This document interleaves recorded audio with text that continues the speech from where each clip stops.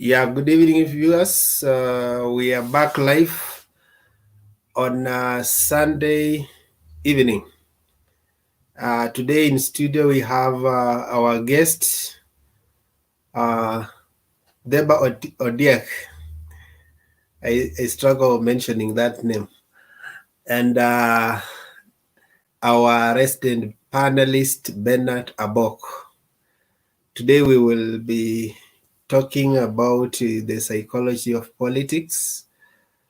Most of the time we are so into the political activities and events and debates, what is happening, rallies, but we also need to understand what drives such activities.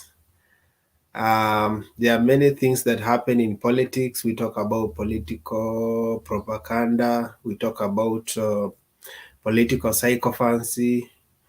We talk about phobia and maniac, where people excessively love certain candidates, and some are excessively rebelled by certain candidates. And so we will talk about the drivers of those issues and political messaging, symbols, why the party slogan. Sometimes even people have a problem with the party symbols, slogans. So Themba, our political analyst, will and psychologist, will help us navigate through those issues. We welcome our viewers. You can give your comments on the show. You can also give your input and ask a question if need be, and then our panelists will be able to answer you. For those asking for the link, this is an exclusive discussion. We will have a general discussion where everybody will come to the show and then give their opinion. And that is coming after 9, the normal current affairs debate. But for this one, is an exclusive discussion. We just give an opportunity for the panelists to do that. I hope you understand. So I'll go straight to Themba. The psychology of politics. What do you understand by that? Thank you so much, Wekesa and Abok, for this opportunity. Now, we also need to appreciate, Wekesa, just before I talk about psychology of politics, is that today, 10th is, as passed by World Health Organization, is Mental Health Day. So Mental Health Awareness Day. So probably this comes handy because we are also talking about the effects and other things that affect our mental health. So I think it's ideal that we are talking about psychology of politics. Now, psychology by definition is basically the study of human behavior and mental processes. And politics in general, I would want to go with what one person called David Easton, a great theoretician and scholar in matters politics. He has looked at politics within a system, and he says basically the demands people put within a system to deliver certain outputs. And then Harold Laswell, also another political scholar, has said he looked at it in terms of resources, how people distribute resources, who owns it, and at what point, what people own, who distributes it. So that process, how we are getting those resources, the resources we have, and who is going to distribute them is what Harold Laswell calls politics. So the two of them, now we are looking at the two. Now, one is a theory of human behavior and mental process, and how the politics affects that. So how does our behavior, or either way, politics affect our behavior, and how does our behavior affect politics? That has a general impact on our mental health, which we are going to be discussing as we move today on the World Mental Health Day, because over time, those effects have an impact on how we interpret our world and how we even interpret our other social areas of belonging. So that's basically is the introduction of what you're going to be having as we discuss this today.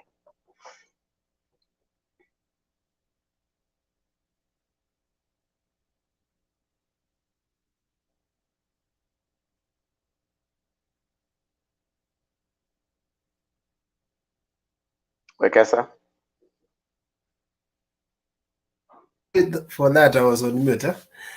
I've seen you touch on mental health. The World Health Organization define mental health as a state of well-being in which the individual realizes his or her own abilities, can cope with the normal stresses of life, and can work productive and fruitful, and is able to make a contribution to his community, his or her community.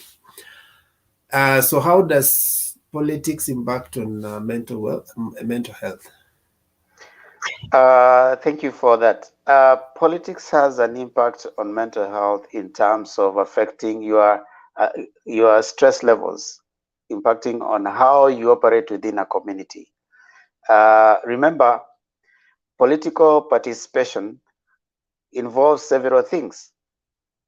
Now, in political participation, we have different stakeholders. You have the politician who will sacrifice his time, resources, and even effort, to try and get certain things. And for him, depending on the kind of a person he is, some of them go for it because of a personal gain, while some of them go because of the altruistic effect of it.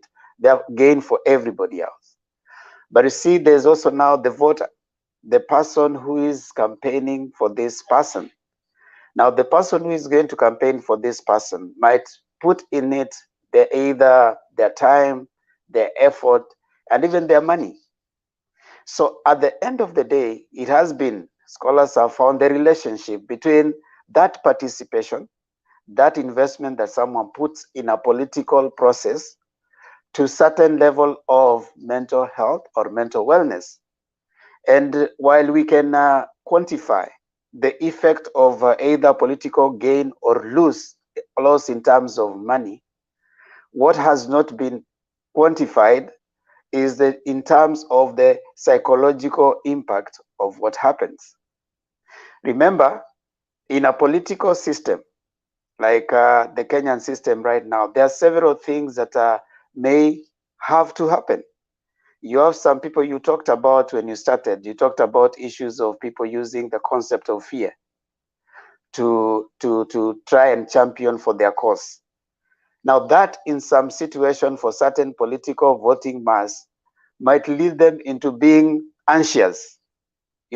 Fear is more real of what is going to happen, what has happened. But anxiety is about what you don't know. It's not tangible. And in some situations, we use our previous experiences to shape what we are going to see. So some people have started getting worried. What is likely to happen? What if the candidate that I'm gunning for loses? What is going to happen? And it has been found that towards the electioneering period, just a period before, during, and immediately after, people are fairly anxious, what later has been called election anxiety disorder, where you're having certain anxiety based on what you think about a particular election, about a particular participation in an election, about the candidates that are going to be there, about the fears you hold if you're going to either win or lose. So it's a discussion that has been going on, and psychologists, especially those who look at political participation, have suggested that if you are not careful, if you don't manage your mental health within that period of time, then it's likely that you may end up with certain mental disorders that come due to exposure to an electioneering period. So we need to appreciate that political participation comes with certain benefits. Number one, the idea that you participated in campaigning for a candidate who won can bring certain level of achievement. The idea that also the enjoyment that comes in during a campaign period, there's music that is going on. You are either moving from one campaign platform to another. That sense of enjoyment that comes with it also brings certain level of fulfillment. Then also there's the idea that I actually achieved, I met so and so. You tend to build what they call in social sociology, social capital. Social capital means that you are able to build certain links and bonds. You are able to meet certain people. You are able to build certain networks, which for some people become positive for them post the election. You are able to say that because I participated in this election, I was able to meet, say, Abok. And now Abok says, we met with you in that particular electioneering period, and Abok has a certain position. They are likely to consider you for certain positions or certain benefits. So that social capital, the idea that you are able to build a network of individuals who are in certain positions, for some people that has been found to be a positive effect. But now, before you move away from what you're saying, yeah, that's okay. Social capital actually is what most people look for. Does it mean that it is also the same thing that inspires fear for some people, such that if they lose election, it's like they're losing social capital? Yes, to an extent. And again, like I said, in a situation like Kenyan case, for example, those who have risen up to political positions have to some extent considered certain people who are close to them to certain positions. You see, for example, if you become an MP, you are likely to consider the people who are in your campaign team, to be in the CDF, for example. So it is also thought that those people who will have lost will fear for their gain when someone else wins. So that brings some level of anxiety. If, for example, my person doesn't get it, let's say, for example, right now, all the campaign candidates, the aspirants, are building certain teams around them. Now, what is the promise? What is the promise that this campaign aspirants are giving to their members? They're telling them, if we get to this particular position, then you are going. Some of them have already allocated for themselves several ministries. You are going to be in this ministry. You are going to take this. You are going to be, say, minister for energy. You're going to be minister for finance. You're going. They have already allocated themselves certain positions. Now, there are those who are there already. Now, they probably came with a similar promise, and they were given those positions. So they fear what happens in the event that my person doesn't get it. Now, this goes not only to an individual, even communities. Communities tend to lean towards certain people that they think are going to fulfill their aspirations. Now, in the historical understanding of Kenyan development distribution, it has always been the person who is closer to you brings development to you. So if a person gets there who is not necessarily close to you, might not bring development to you. So that fear tends to bring certain kind of anxiety to the population, and sometimes a level of participation can also either be increased or decreased, depending on how these politicians are able to remind you that if I am not there, if one of your persons is not there, then you're not going to participate, or you're not going to partake of certain aspects of development. So that can cause some mental issues and also affect your mental health. Okay. Okay. Bwana Wekesa, Yeah, go allow on. me to ask. Yeah, thank you, Themba, for elaborate explanation on psychology and every other thing.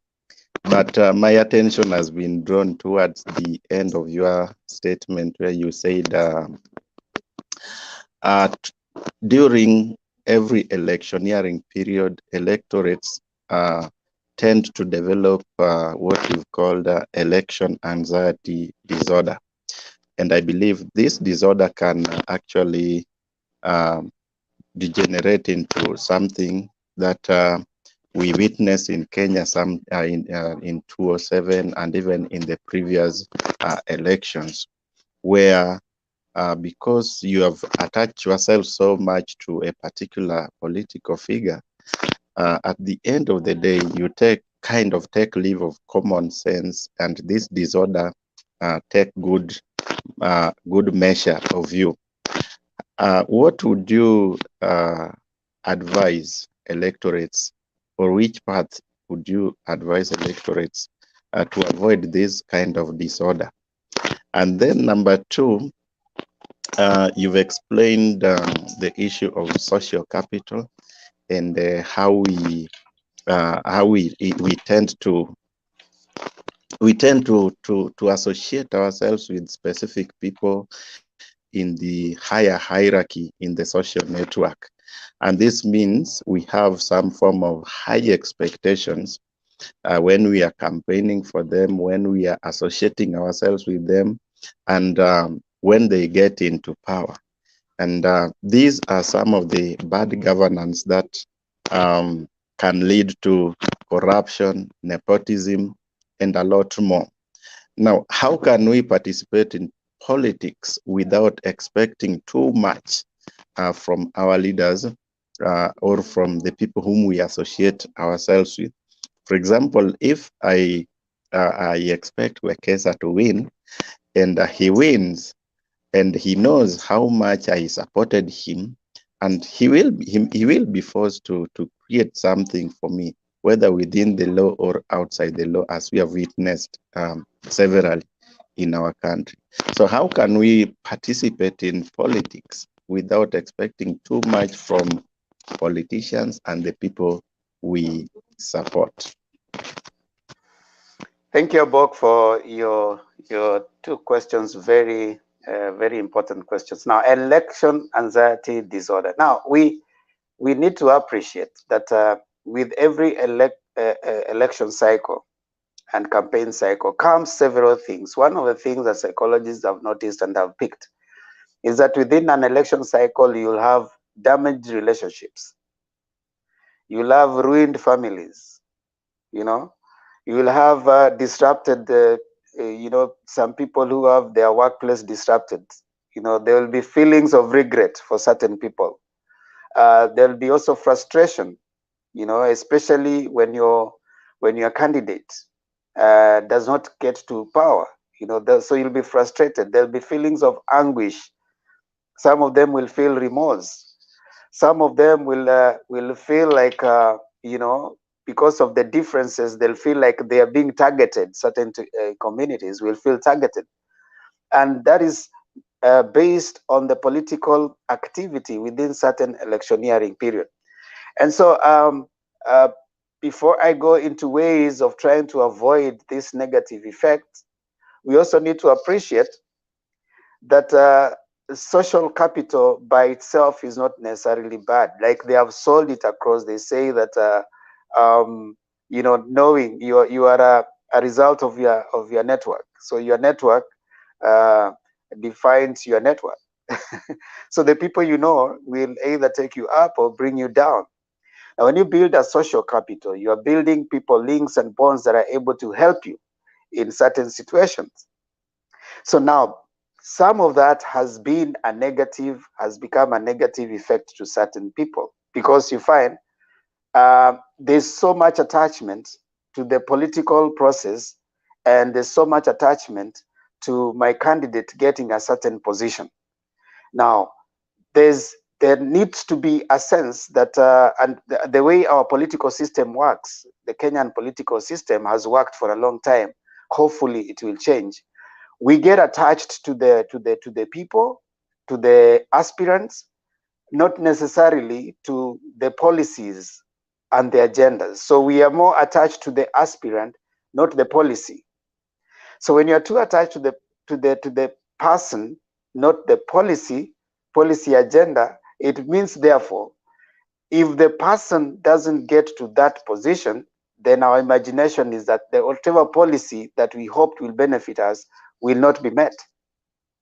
Now, if our political system can develop to the point that you don't necessarily need to be too attached to the person seeking a political position for you to benefit, then at that point we'll start having a less mentally ill generation, where we are not necessarily looking at the person, but we are looking at what is going to be delivered.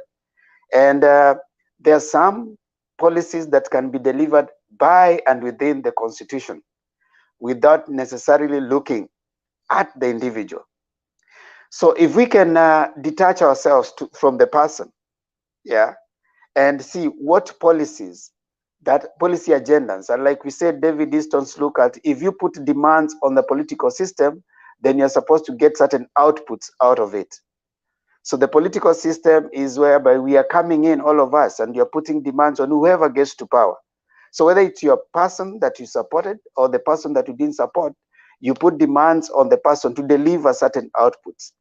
And if we can appreciate and even acknowledge the Constitution to know that this is what the Constitution requires of the individual and for us, then we can demand that it be delivered to us. So when that happens, it becomes less. We are not able to, we will not have so much effect, we will not be so much affected if our person loses. And normally it happens when our person loses.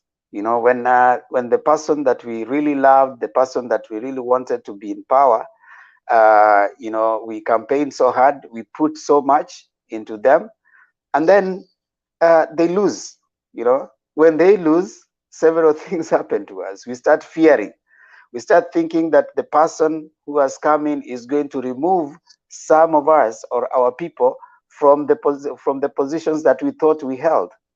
We start feeling like the person that has come in is going to, you know, to try and target some of us and take us out from the positions of power. Now, in our political system, where it has been, you know, put across that mostly positions are held based on your ethnic background. So the ethnic group that is not in power would be fearing for themselves, thinking that they'll lose their jobs, thinking that they're not going to be enjoying the benefits that are guaranteed within the Constitution.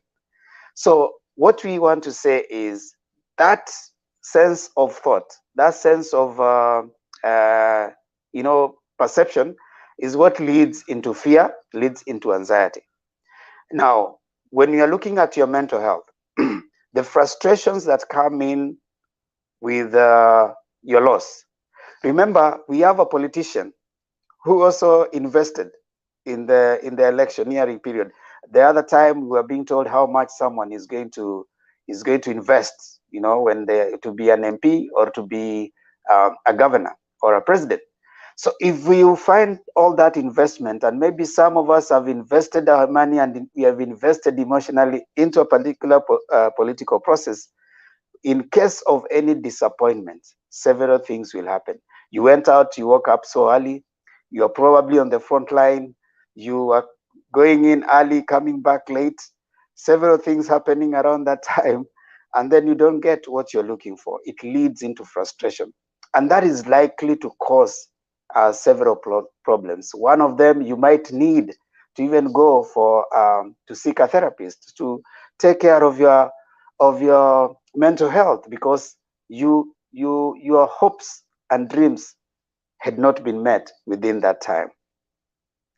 So on the issue of you know, how do we detach ourselves from the idea of gaining so much, the social capital part, as Abok had said? I mean, we need to learn from putting a lot of premise on the politician and put ourselves more into policies that are guaranteed within the Constitution.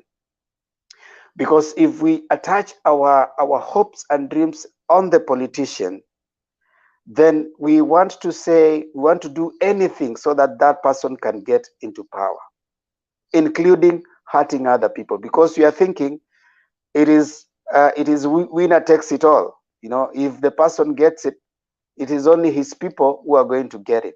And sometimes they even do engage in some extra constitutional mechanism to make sure that their people gain. But if we'll allow our constitution to prevail, the constitution provides certain basic minimums that give a right to anyone, whether they voted for the leader in power or they didn't. They are guaranteed certain constitutional minimums that they can enjoy with or without their candidate getting into power. So as long as we do civic education to our populace to understand that it is not about life or death, yeah, that a political process is just but a process of us getting another leader. If there were other ways of getting leaders, probably there are many times in previous history where people were arriving at their leaders through consensus. But you see now, the democracy and constitution mechanism is what we have right now. There are places and communities where they choose their leaders because the leader, like is it Eswazi or Lesotho? You know, I think they change. It's called Eswatini right now. The leaders, you know, the kingdoms, you know, you just know we have a leader. You don't have to go out making a lot of campaigning and all. But you see, we have embraced democracy and the constitutional democracy. So that is a process of getting a leader. But it is not an end in itself. The constitution is the end. So what does the constitution promise you? If we can rely, constitution doesn't change even as much as you change leaders. Constitutional provisions are still constitutional provisions, whether you have your leader or you have someone else. So if we can have civic education that will encourage people to appreciate that as much as, yes, you do have political participation, it is not an end in itself. It is a means to an end. It is a way of getting the leaders. Now, once you have put a leader, we put demands on whichever leader we put in there to come up with to implement the constitutional policy and requirements. Yes. Wow, thank you. Another question, just in relation to election anxiety disorder. Do we have economies where this disorder is so prevalent compared to others? In other words, when you look at the net worth of a country, does it vary from one country, region, economy to the other, or it's a disease that can affect anyone in the society, depending on the level of your expectations?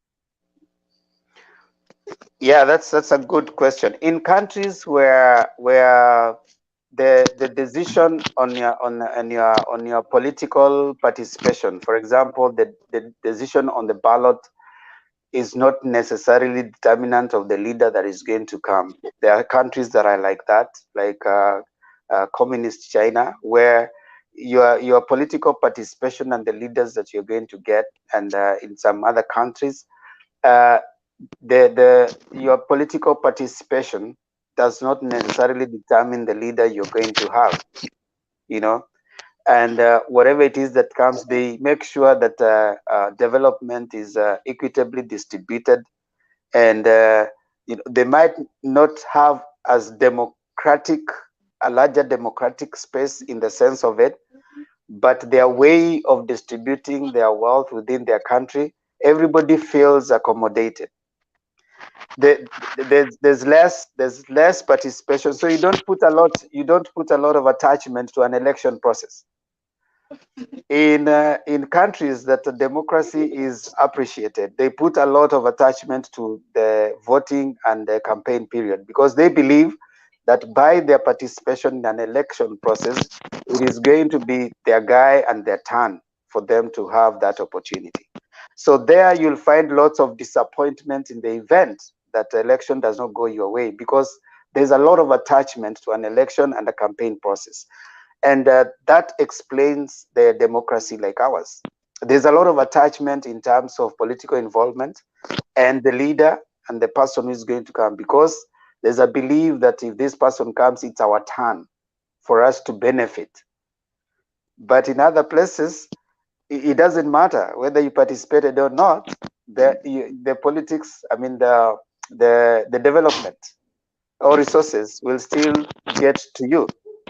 So if you compare those two scenarios, those two, it would be safe to say in places of a dictatorial or either less democratic societies, you may have less attachment to electioneering period because we know that you know, whether we vote or not, this person will still be in power. So there's not so much attachment to an election because it is not what brings change to them.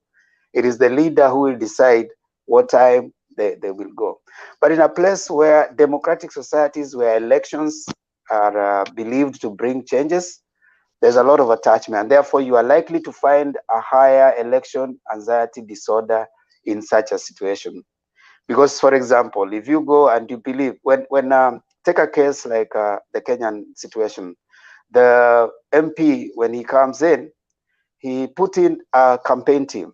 And one of the promises he's giving his campaign team is that the chief strategist is probably going to be the key person in his you know, head of CDF. Now, what does head of CDF mean? Head of CDF means that there are certain amount of money that you're going to be, first of all, allocating to yourself. And also you have other people who have looked at you. You're going to allocate them certain level of money. Then, of course, there are other positions, like, for example, it's a governor position. He's already giving promises to certain people that he's going to give them CEC or chief ministers. Now, even those ones, they have other people who are down them. They say, once I become a CEC or a chief minister, I'm going to give you another position to be my secretary, and so on and so forth. So there's a lot of investment being put in an election process. And so when an aspirant loses, he's not the only one who loses. There's a lot of hopes and dreams that are also, quashed at that moment. And all those people now go back to a situation where you're calling, depression. Sometimes they have a lot of stress, fear. Now, because I was seen with Abok moving around every time, and Abok has lost an election, so what are people going to tell me? How are people going to view me? Am I going to be targeted? If I was working at a place where, say, Wekesa was the boss, and Wekesa was not supporting me, and was not supporting Abok, and I was supporting Abok, is Wekesa going to fire me? We have had situations where some people have been fired because they didn't support certain candidates. There are people who have lost their jobs. There are people even who have lost relationships, because the candidate that they were supporting was not supported by the person that was close to them. So it's a lot that is that requires a lot of management within this time, before, during an election period, and even after an election period. Wow, thank you so much, Themba. Are we then right to say that what we need so much is the strengthening of the constitution and good governance policies, when as opposed to treating or trying to attend to the symptoms of this particular disorder? Are we right then to say that we just need to strengthen our constitution? We just need to invest in good governance policies to make sure that even though I was supporting Themba and Themba has lost an election, or my region was supporting candidate A and candidate A has lost an election, I'm still going to be able to enjoy the services as a result of payment of the taxes from that region? Or am I going to be cut off from the the national coffers because I didn't support the candidate who has won. So are we right then to believe that what we need to invest so much in is the constitution and good governance? Then number two, I think you have qualified this statement, which used to be said by the former president Moi, siasa mbaya, maisha mbaya, bad politics, poor quality of life. Because from your explanation, I have picked a few things that in countries or in regions where democracies are not that mature, we tend to have a lot of attachment to the kind of candidate who is going to win. And this also happens with even mature democracies. But now, because of the nature of our politics, we tend to believe, and it has been proven. I was seeing someone highlighting one of the partners of the current government who appointed almost everyone from his community. So are we right to say that bad politics actually has bred poverty, and the poverty has made our people to be so much exposed to election anxiety disorders? Thank you. I want to agree with you, Abok. A lot of civic education need to be done to the population so that, constitution is one thing, but constitution has to be made to work. So constitutionalism is about civic education, to understand, for people to understand that I don't have to be the one. I mean, my person doesn't have to be in power for me to gain. The Constitution, there are things that the Constitution assures me and it's going to give me, whether my person is in power or not. And therefore, I agree with you. We need to have a lot of education, and a lot of attachment needs to be put into the policies, not to the person. Because when we put a lot of attachment to the person, which is something that has happened over time, over time we have had every other leader coming in, they tend to alienate the people from the previous leadership, and that has become retrogressive. So we have attachment to the person, and then for as long as we keep having a few individuals funding the elections of certain people, they'll fund the elections with an interest. If I come to participate in your election, Bok, I give you, let's say, 200,000, but I'm also saying that when you get to power, make sure that I refund my money.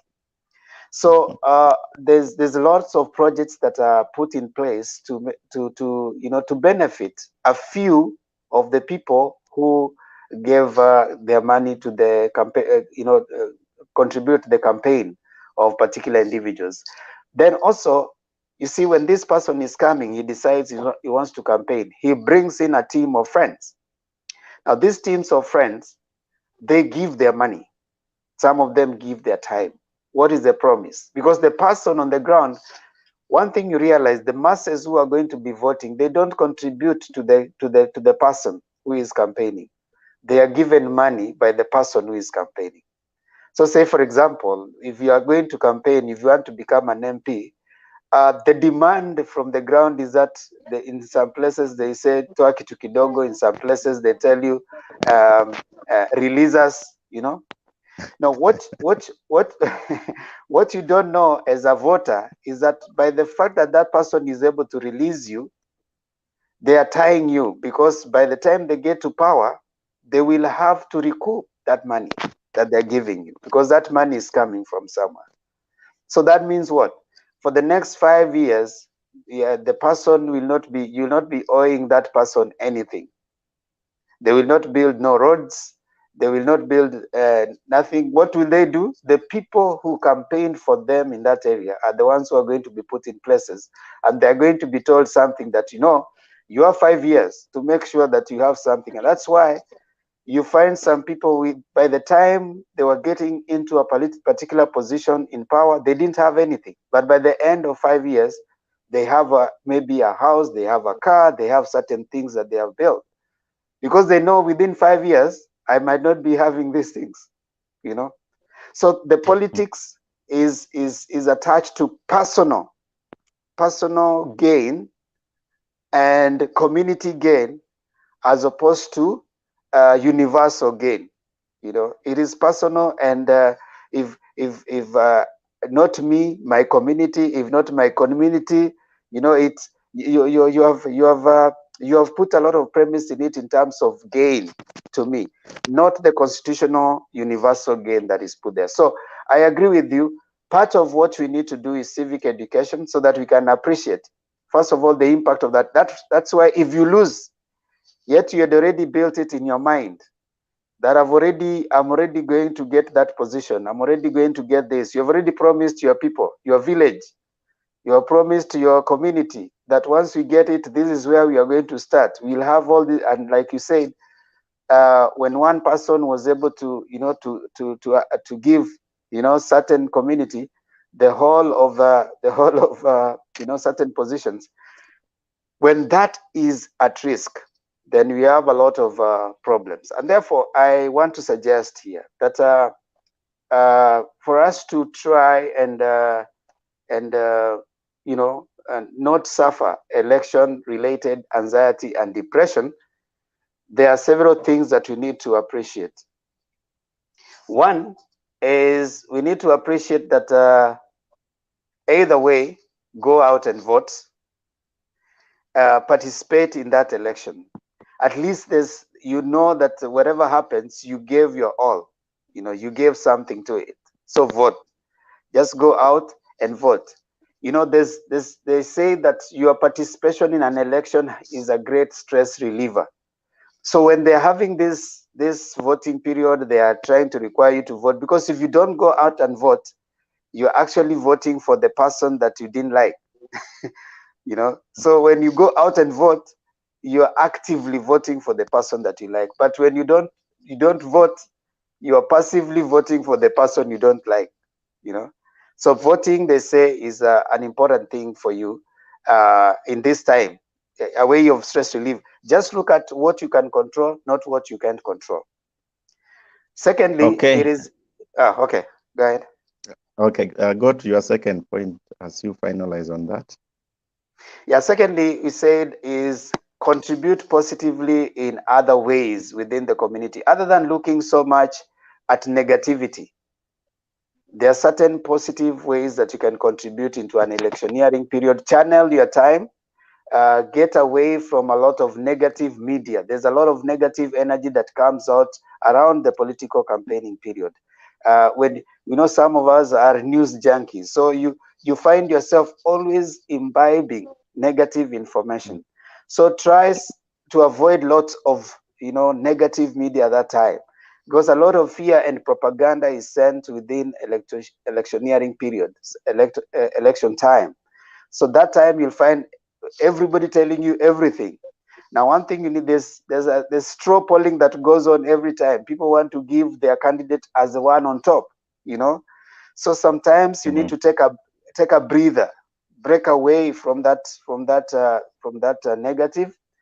Volunteer in some place, local organization, perform some random acts of kindness, spend time with all the families, the community, you know, do something else other than just you know, concentrating on news about campaigns and all that. Take care of yourself, you know, go for some physical exercise, you know.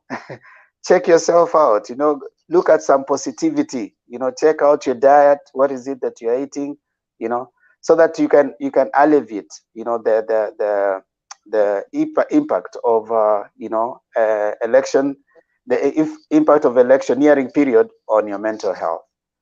Try to find connection with your family members. Try to find positive connection with your family members. Avoid things that make you disconnect. If you find that, if I talk to my family member about this particular political position, we argue a lot, avoid those ones. Look at more things that bring you together. Okay, so indeed we can say politics is it's a game of interest. Others say it's a dirty game, but it's a game of interest. Yes, Wekesa, you seem to want to play some video. Go ahead. The person they think is going to carry the day, they always talk of money, that this guy has a lot of money, he's going to take it. So the narrative has always been money, money, how much you have. But I also believe that that is not the only way to win election. We also need to understand how politics of this country works. Sometimes you don't need to have money. Sometimes you just need to be a goon, and you chant slogan for some parliamentarians or some big politicians. Then you demonstrate for them. You shout. You do many things. Then you become sycophants. You sing their name. Then they can reward you with a position, or they give you a ticket to support you. We have seen many. I've seen university student leaders, engaging in demonstration, chanting slogan for a certain political party. Then they are rewarded with a party ticket. Then definitely they are going to get that position because it is in the stronghold of that political party. And that is a sad thing that happens. It shows that democracy is not taking its course in the country, because that way, or rather, also, I'll say that when maybe someone is from a political background and, they feel that they are entitled to have that political positions. We have seen many people ascending to power in this country because of their political background that backed them to that position. So those are the avenues that we find our leaders in Kenya, which is a very sorry state of affairs. Okay, I think from the point he's making, he maintains on having reading the politics of the day, and it's not rocket science for us right now. Our politics in succession have always been wavy. It's a wave that comes. In 1992, we were talking about multi-party democracy. It wasn't about who sits.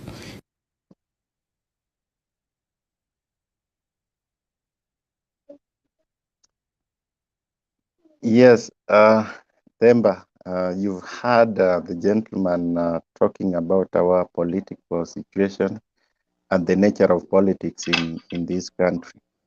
And he's talked about politics of fear, politics of, how do we call it? Hooliganism and psychophancy. Someone told me that don't tell electorates about your manifesto because they will not listen to it. Just tell them, just have three things. One, have money. Two, have praise the political leader of the party you are in. And then three, just make sure you have some young men who can support you in case of anything. So my question would be, can one campaign successfully for a political seat in Kenya without having money, just goons? And then number two, we are talking about parties, manifestos, and political activities. Do party manifestos have any impact in the way we campaign? And if you're a serious candidate, do you confront your electorates with the manifesto, or you adopt the three strategies I was told by my friend?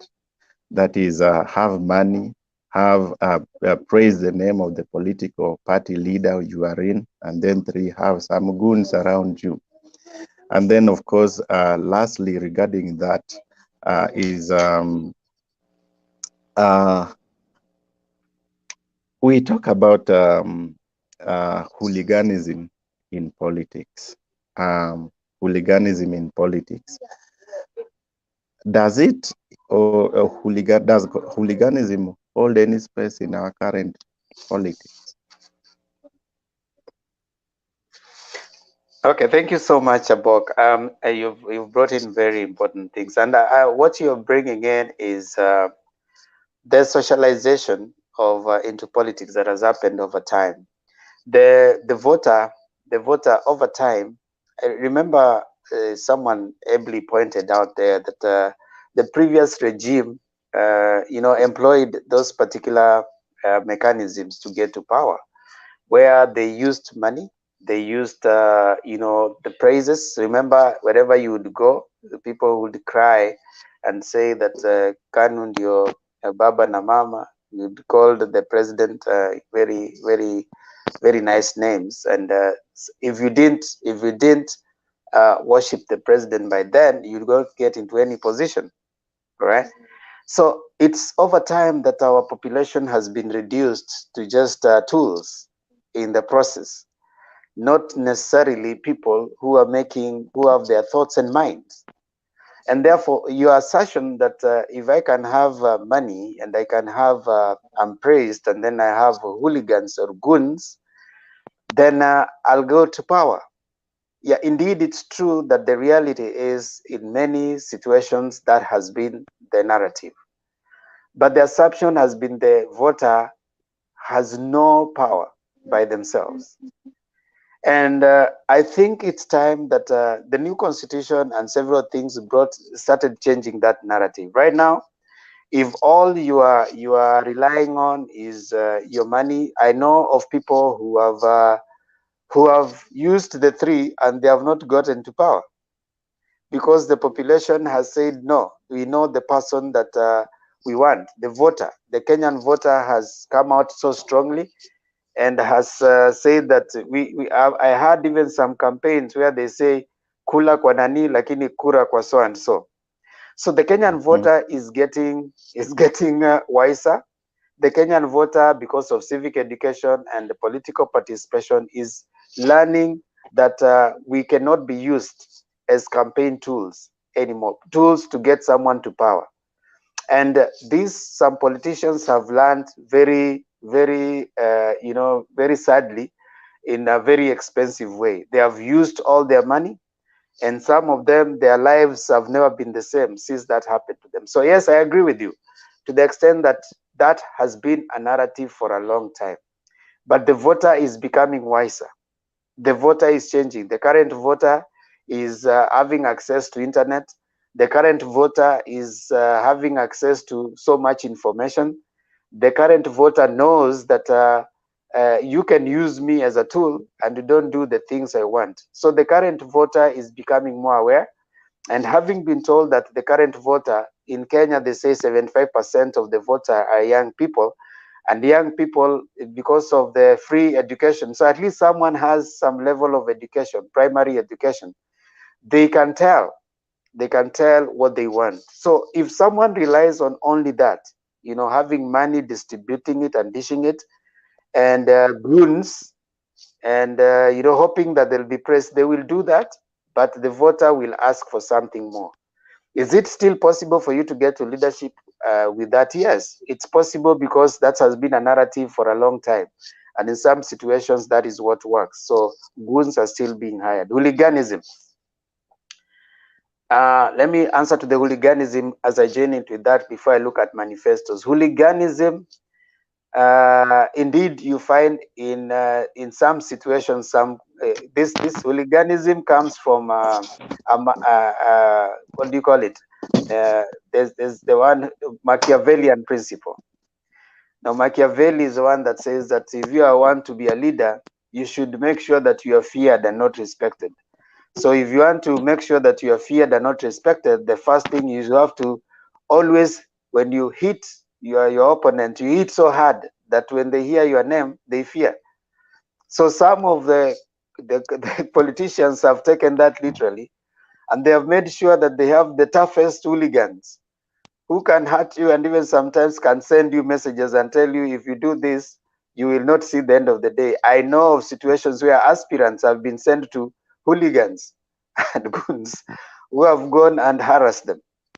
Now, in some situations, even some of those hooligans are sent to a rival's campaign, and they go there to scare people. So it is still happening, but it's something that, as we continue talking, we can talk to our population, to our voter, that you don't have to be used for negative campaign. You don't have to be used to be a hooligan in a particular campaign, because you're doing it at the behest of the politician. But when they get there, you don't gain. And in the event of death, you are the one who is going to sacrifice your life. And someone says that there was enough blood that was shed during the first and the second liberation. You don't need any more blood to be shed moving forward. You don't need to enjoy, because if you die, the person will be left enjoying. All right.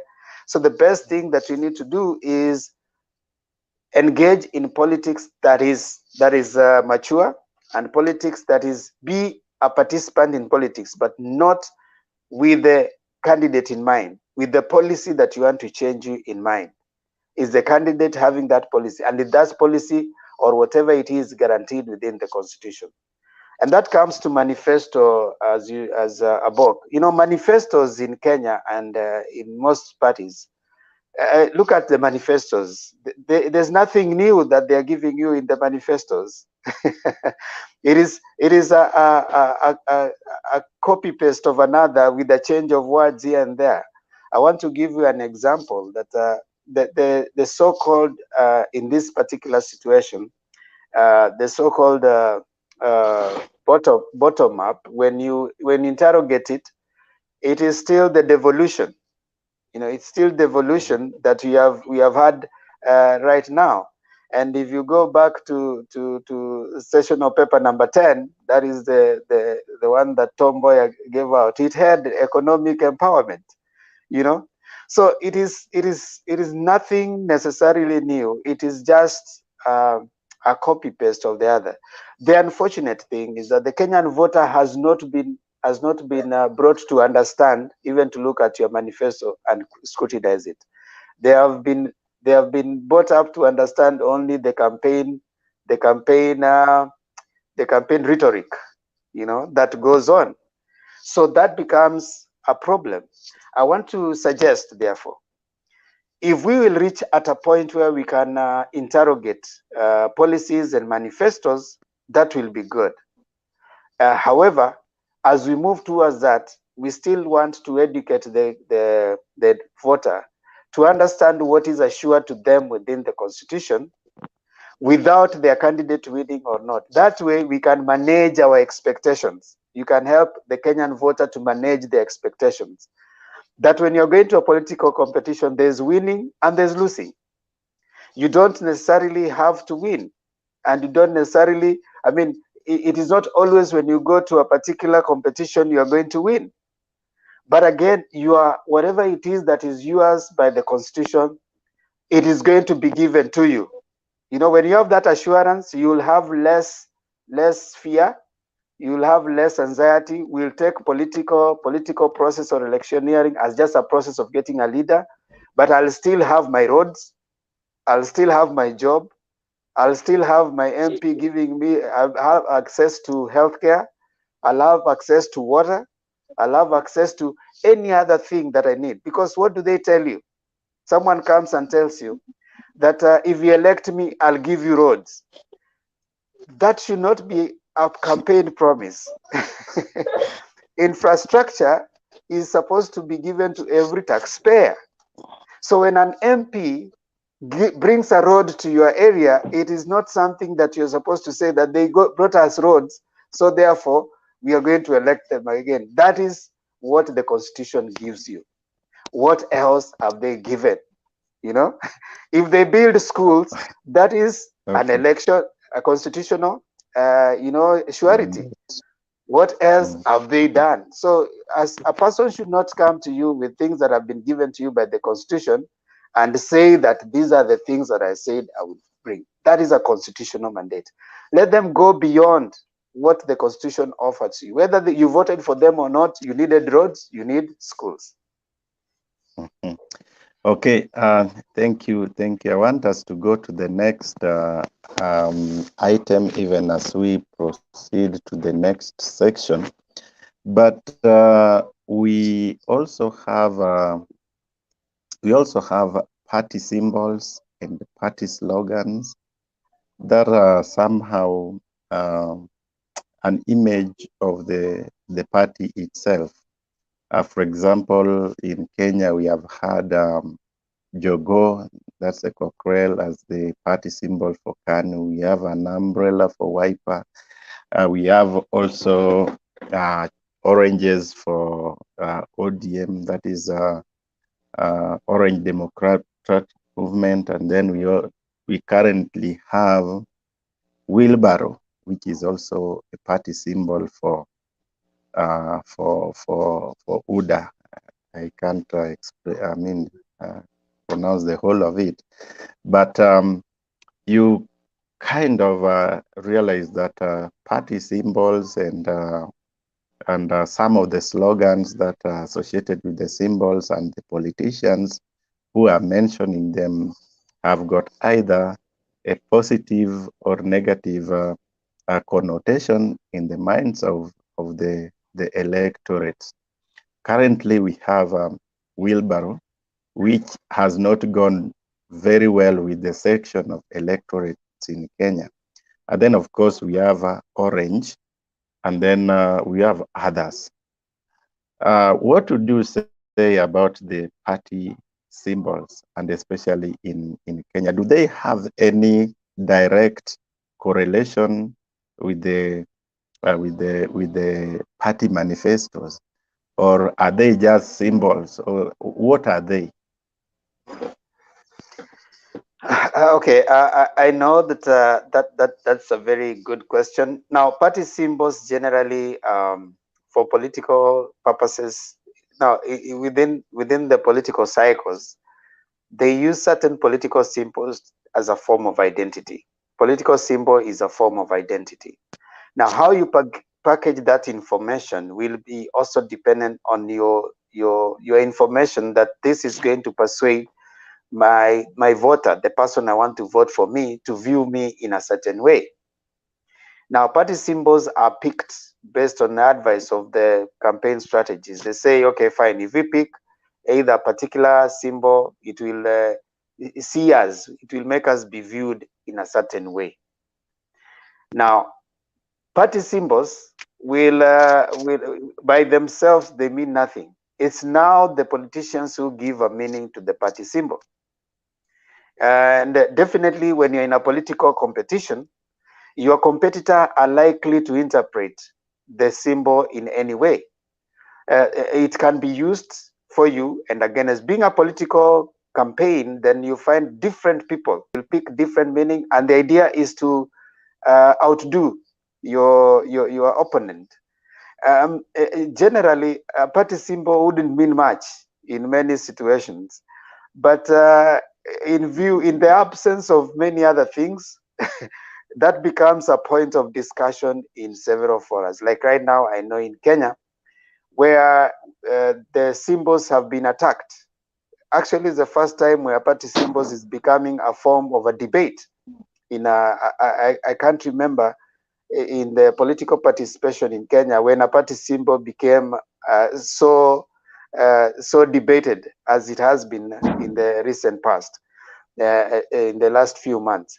So yes, party symbol tells a lot about the party and about the expectation that members want to see or hear from the party if it gets to power.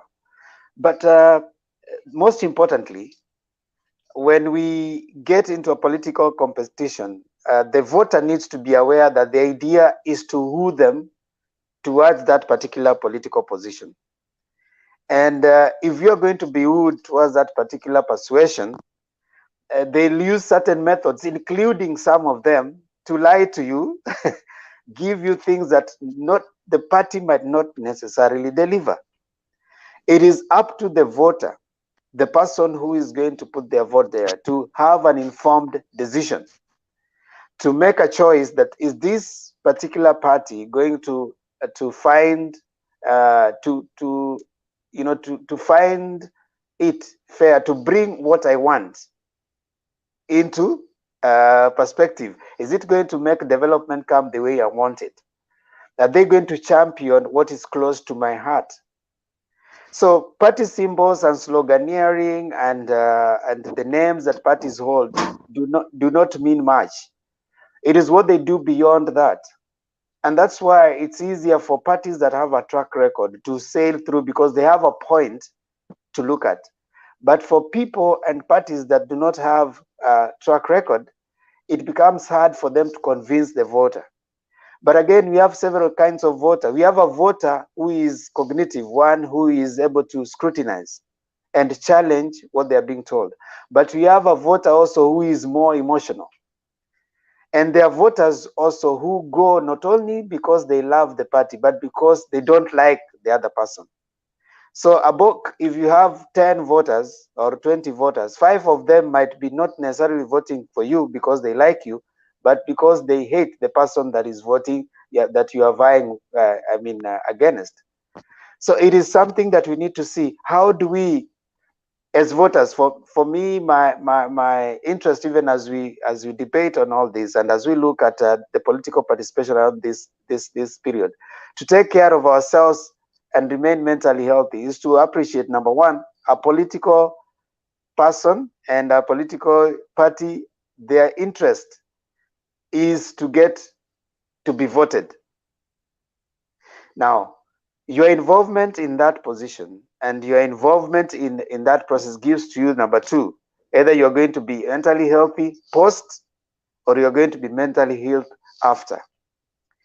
If we are able to appreciate that whatever it is that you want and you are going to get, no matter who gets to power, it will help us more to champion for constitutional expectations, not for attachment with the political person or party. Because if they lose, then the effect is higher. But if we know that this political process is just a way of getting leaders, then we are not going to have too much attachment even if the person loses. We are going to know that our constitutional provision is still intact and we are still going to get what we deserve, with or without that person. Okay, thank you so much for attending to these issues that we are having, manifestos, slogans, and money. Maybe to our last segment, which I just want you to address just briefly. Every electioneering period, we try to, or we tend to see politicians trying to identify themselves with specific segments of the electorates. In other words, in terms of the style of communication, the style of dressing, and even the language that they use, etc., etc. In terms of psychology, how can you connect, for example, when Raila says, for example, Rieng ni Raila, or Ukue Rada na Raila, something like that, or someone just go ahead and post on his social media account a very strange language that has never been associated with him for close to 5 or 4 years. And now because it is electioneering period, they try to associate themselves with a particular segment. Then number two, we have also politics of demographies. As we, in any political season, we have politics of demographies. For example, right now, there was a narrative of hustler versus dynasties. You know, that is in terms of social and economic classes. Then, of course, also we have the politics of the youth and the old. Then, of course, politics of economy and positions. In terms of psychology, how would you explain them in terms of wooing specific segment of the electorate, or how can they work for you or against you? I know I've mentioned many of them, but you can start with the style of communication, then you can go to hustler versus dynasties, youth versus old, economy versus positions, then we can finalize with the politics of tribe. Yes. Thank you so much, Abok. The first one that you're talking about is political messaging. Now, political messaging is supposed to achieve one thing: political persuasion. You want to persuade someone to vote for you, and therefore you're going to try and craft. And most politicians have within their strategy team, they have a psychologists or maybe political thinkers who read human behavior to the extent that they know the way the voter behaves in the country, and they believe that if the message is going to be put in a certain way, it's going to respond to certain areas of their interest. So political messaging is, like you've said, where you're going to use the language of the voter. You're trying to see, if I'm to persuade this person, they're moving from the psychological principles that if I talk your language, I'm likely to reach you. So, for example, if I come to you and I speak the language that you speak, say you speak Kikamba, and I say Wasiata, it means that you can identify with me, you know. So the political messaging is in such a way supposed to change or to shape the thought of the voter. And they are trying to think that the more I speak your language, the more likely you are going to vote for me. So yes, that is a political strategy, and I think is good for them. I mean, if it's going to, because it's a political competition, and each person and each competitor is trying to up their game to outdo the other, and they're all trying to gun up for this voter. So the thing that you can bring, the message you can use to persuade them to vote for you, you are free to use it, and that's a democratic process. And the thinkers are doing well. I'm sure also the other camps and across board, they are trying to look for ways, like we can just tie them up. When the narrative of Hustler came, the idea was that the majority of Kenyans are poor, you know, and they're hustling. They are probably working hard to place something on the table. So the messaging was, if we use this particular message, it's going to resonate well with the bigger mass of people. How that is going to work out, or if it's going to be successful, then we leave it to the election for next year. Will it be able to give them more votes? You can use also the rich versus the poor. You can use the old versus the young, you know, to try and woo the voters, the largest amount of vote. And I'm sure maybe in their own strategic team, someone has done for them some data, has collected data, and has told them that the people that are within this particular population vote more than others. So they're using that to do the campaign messaging. If they're probably hired the biggest PR teams, in such situations, most political teams hire PR teams. And, you know, PR teams do what they call analysis, and they want to check out the perception of a voter. How do we shape it? So those PR teams bring out the messaging. If you're going to be painted this way, this is how you're going to come out. Now, it is interesting that we are moving into that particular scenario. That tells you, therefore, it is not about just money, praise, and goons.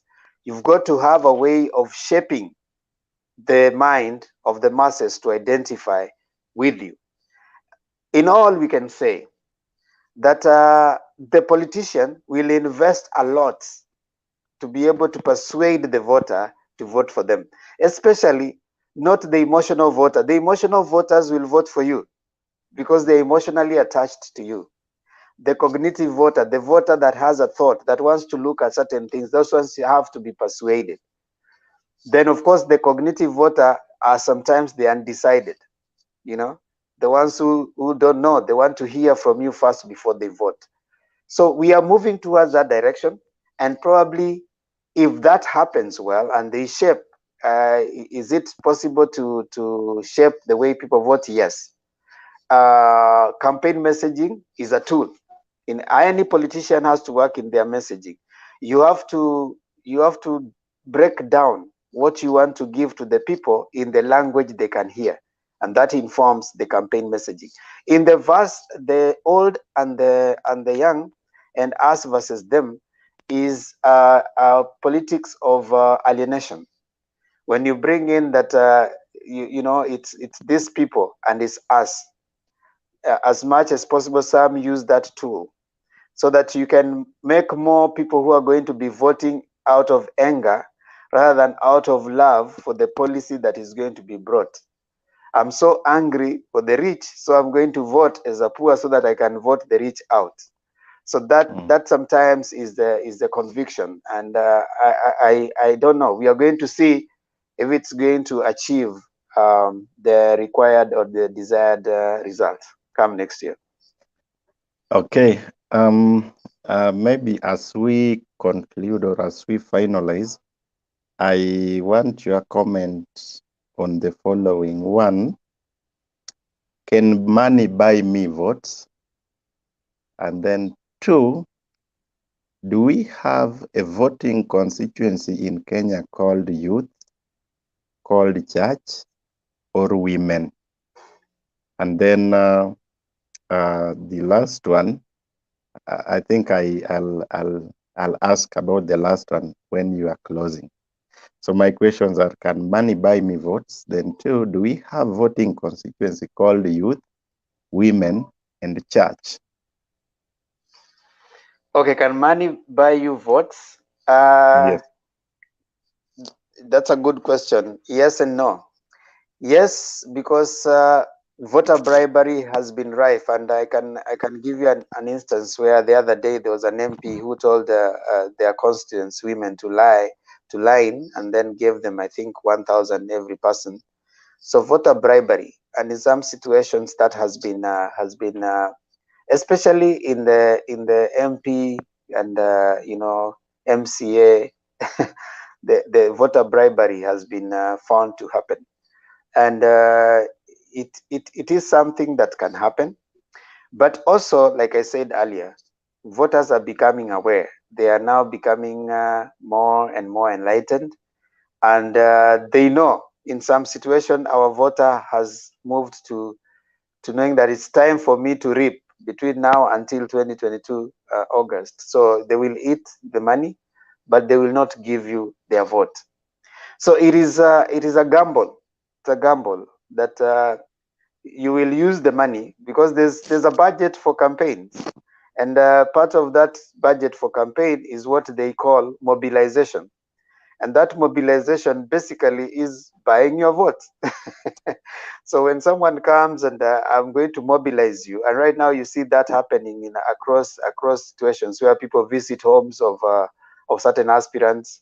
Everybody is now having meetings in different places. They are having them going to visit them, you know, and everybody is declaring everybody else. And some situations I've found it funny, because the same people in that village have actually come and told different aspirants that you are the one that people want. You know, the same people are coming and you know, saying that we have decided it is so and so, depending on who gives you money more. So yes, that one is unfortunately happens. But again, in some situations you have seen people who pay a lot of money, but those people, it has not translated into votes. So it is yes and no in terms of money buying vote. I wish we reach a point where we don't rely on the campaign bribery for us to vote, so that we are not selling our conscience. You are voting someone based on what you think they can do for you. Is there a voter demography called youth and women? Yes. When they say youth is any age between 18 to 35. So if you are within that age, 18 to 35, then you are constitutionally in Kenya, you are a youth. So what we know is the other thing that comes, we can stratify them. There is an educated youth. The youth who is working. There's a youth who is not working, who is in school. So we have different target environment in terms of their strength and awareness, and also academic level. So you may have to identify that particular population. Now the women go across board. You know, of course, women also is and as the constitution say, they were considered the marginalized community. because they even brought the women rep so that they can try and bring them up. So there's a big population of women that also votes, you know. So as a voter, as I'm imagining, as a person who is going to campaign, you will require a lot of resources to try and please different voters. But much more, Abok, I want to say this: a good aspirant has already looked at the voting pattern in their area, in your area. If you are an MP, you have looked at the voting pattern. It doesn't mean that because youths are 75%, all youths vote. Sometimes you find even areas where the youths are 75%, the voting, those who have voted more are women, vis-a-vis those who are called youth. So you need, as an aspirant, to know that sometimes, who is my voter? Whom am I targeting? Is it a youth? Some of them, I was told in some places, the youths were so many, but during the voting time, they are so drunk to go and vote. They went and they kind of chewed themselves. They had blackout, so they could not vote. So sometimes it's important for us to know who is your voter. But as we finish, the most important thing that we are trying to look at political, the psychology of politics, is that above all, whether you are an aspirant or you are a voter, there will be winning and losing. The voter needs to be attached more to the policies than to the individual. And the person you are campaigning for, yeah? Yes, before you close, this is what I wanted you to address, and it is still politics and psychology. We have had certain politicians campaigning on the basis that I am targeting youth, I am targeting women, and I'm targeting the church to vote for me, for example. And what I fail to join it with is the politics of tribe. So do we have, we know our politics is largely tribal. So if you are looking at it from that angle, then can you say that tribal politics supersedes these other ideas of youth, women, or even the church, or even the hustlers? Because hustlers, they are first a tribe before they become hustlers. In church, you are first a particular tribe or a community before you go to church. You are a woman, you are a Luo, a Kamba, Kalenjin, Luya, Kikuyu before you are a woman. You are a youth, but first you are a Luo, you are a Kalenjin, you are a Mijikenda, all that. So that's why I asked, do we have such voting constituency called youth when you compare it with the tribal political nature of our country? Maybe just 2 minutes on the same. Yeah, I get you, and it's true what you're saying. We have our tribes, but again, you realize that if a politician is going to be looking at levels of engagement with the people, they may not necessarily go and say you find beyond engaging the tribe, they will want to engage the youth group. They'll want to engage the society from the church. Because why are they doing that? Because they believe there are those people we call opinion leaders, and opinion leaders are spread across different organizations, and one of them is church. So you believe that if the pastor tells the community to do a certain thing, the allegiance to the pastor might sway their voting to a certain level. When you go to a youth group, their allegiance to the leader, to the youth leader, may supersede their allegiance to the tribe. If you go to a women group, that's why during KANU there was maendeleo ya wanawake. So maendeleo ya wanawake was a serious arm because they believed that there's a way that that particular group and allegiance to that group, supersedes certain persuasions. So it's true, while we still have tribal groupings, you may belong to a certain tribe, but you are a church member. So when you go to church and pastor says that this is what I've said, then you are likely to say, okay, I believe my pastor more. And it explains why certain people have thought that being friendly to the church can persuade their membership, because pastors, in most situations, religious leaders are not questioned. You don't find a lot of debates in church where people are questioning why the pastor said a certain thing. In some churches, they even say that let's give this money, and you give. You don't ask. If Abok, you are to ask me, and I tell you, fine, we come from the same tribe, give me 100, you'll tell me what for. But if your pastor tells you, give me 100, you ask pastor what for. You'll give the pastor.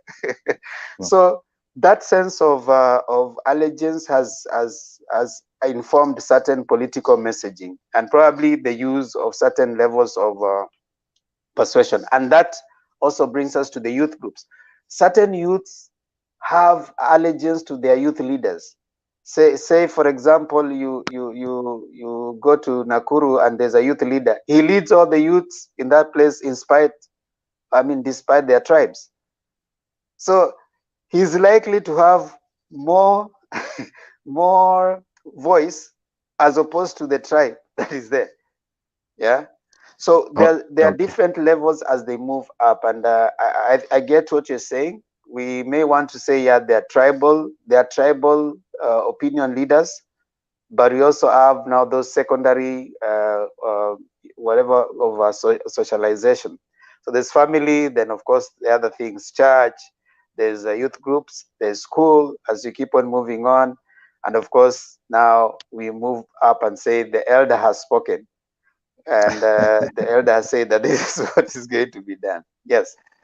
Okay. As we finalize, and I also ask Wekesa to come back to the studio if he's around, I want you to comment on the following. One leader said, nimepata punda wa kupanda mlima,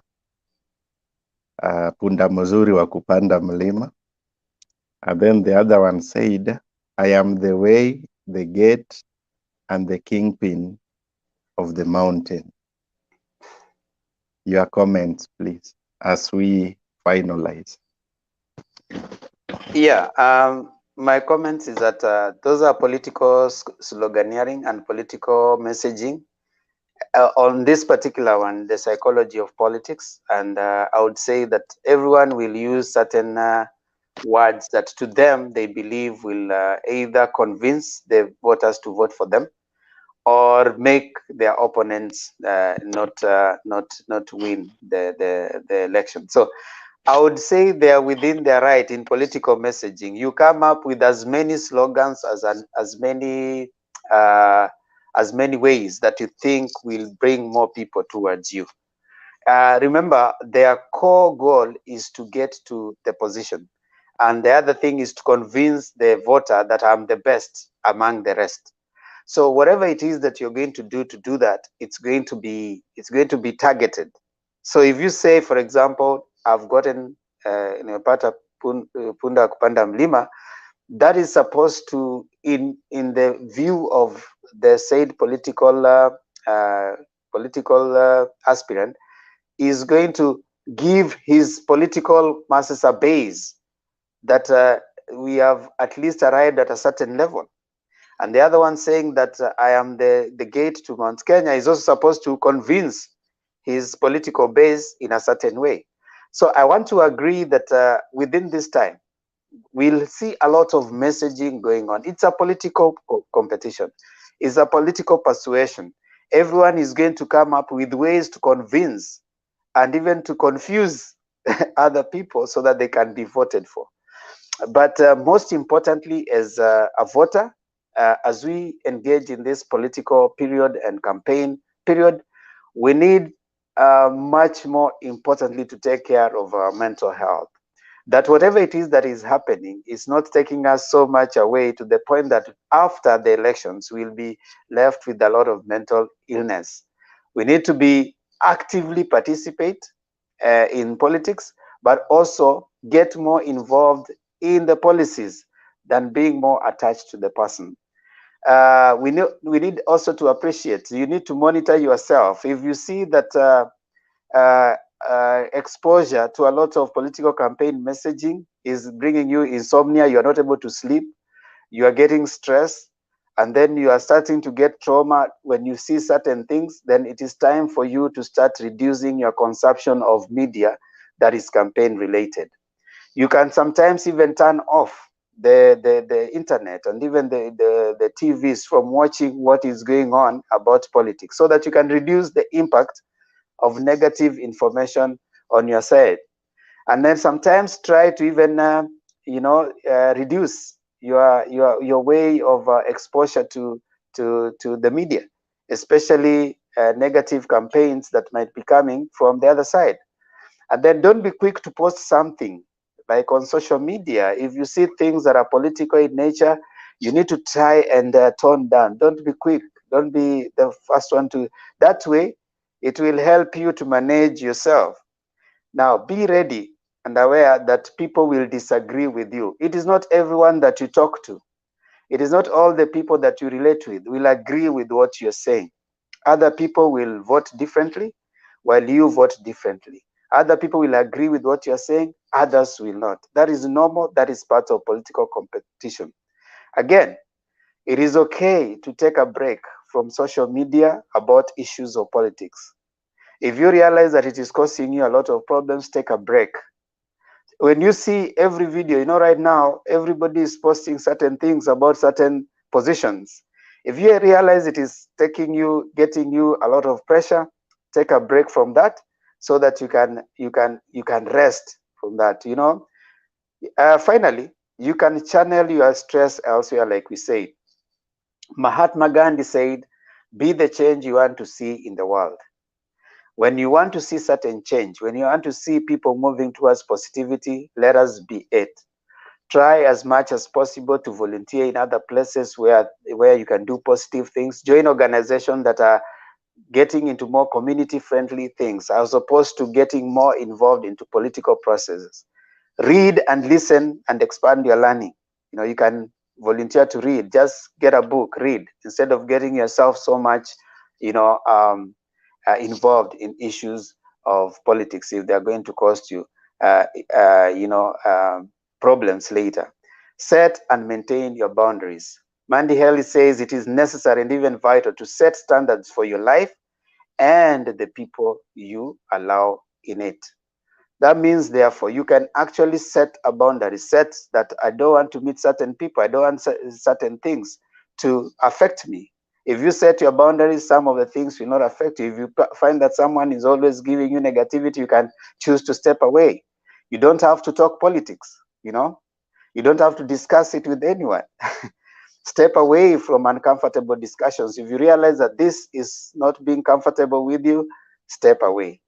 That way you're going to manage yourself. If you are nervous, overwhelmed, or afraid to talk about elections results with family or anybody, drop it as a discussion topic.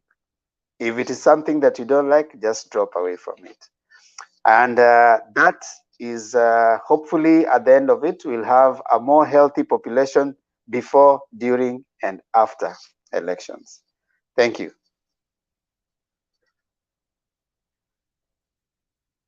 Wekesa.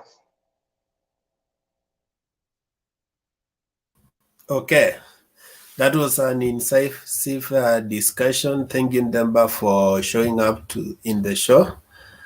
I hope our viewers have picked one or two things that can help them. We say that politics is never a matter of life and death. It's just part of life. It's just one small part of life. So you don't have, some people enter in politics with all their hearts, all their emotions, all their mind, all their will. and so they don't even imagine life after politics. Some people can never contemplate their candidate losing, but real soldiers live to fight another day. So it's good also to understand that the politicians and have an aspect. They understand the psychology of politics, and most of these things they hammer into us. They know we will consume, and like doctors normally say that some drugs can also have side effects. Politics has side effects if you don't control yourself, if you don't manage it.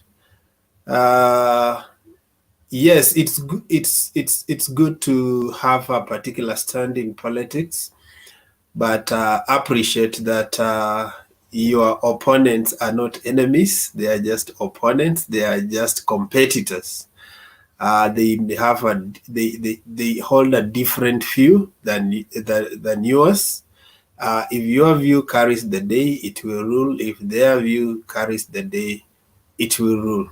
So it's good to manage your mental health even in this period of politics, such that it doesn't consume you and make you to lose focus of life. So I'll just go through and check a few comments from the viewers, even as we have to wind up because there's another session just coming. I've already set it up. Philip Oju says, I'm following. Alomon says, what? That comment I can't read. Okay. Shikoli says, I'm following. Wanyonyi wanted the link, but I will join the other discussion. Timo Lusenji says, cool. Okay. Atei says, I was waiting for EMB scholars. Okay. Ole Francis Mwangi, ameongea lugha gani hapa? Karangata Kinangop Nyandaro. I think that's where he comes from. Eustace says,